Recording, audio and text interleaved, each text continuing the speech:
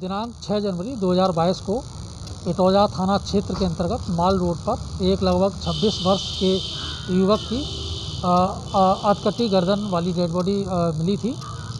उसके पश्चात जिसके संदर्भ में जो नियमानुसार पंचायतनामा इत्यादि करके पोस्टमार्टम की कार्रवाई कराई गई।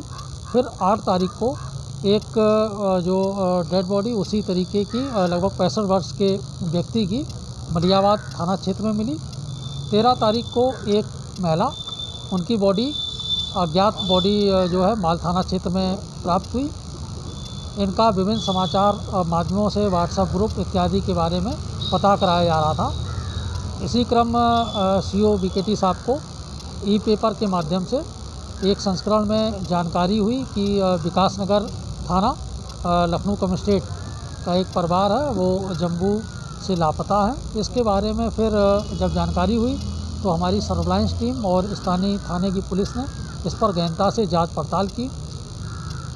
जो विस्तृत उसके बारे में जब जानकारी हुई तो फिर उसमें जो मृतक उनकी जो शनाख्त हुई है महमूद नाम के हैं, वो उनकी पत्नी और उनका जो छोटा बेटा, इन 3 लोगों की हत्या की गई थी।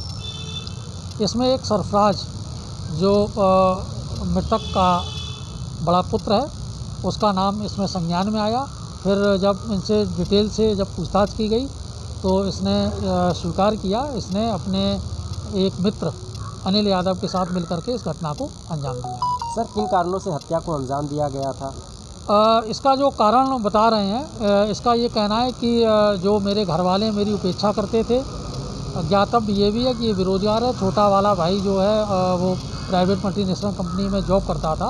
अभी अन्य चीज़ों पर भी गहनता से पूछताछ किया जाना बाकी है। एक महत्वपूर्ण बात ये भी है कि इस जो अभियुक्त है सरफराज, इसने घर वालों को, अपनी बहन को दिग्भ्रमित करने के लिए कि लोग इस पर शक ना करें, ये 13 जनवरी को जम्मू गया, 14 को वापस आया, वहाँ एक होटल में रुका जिससे घर वालों को शक ना हो, और अपने पिता के नंबर से ही अपने बहन के पास व्हाट्सएप के ज़रिए मैसेज कर रहा था।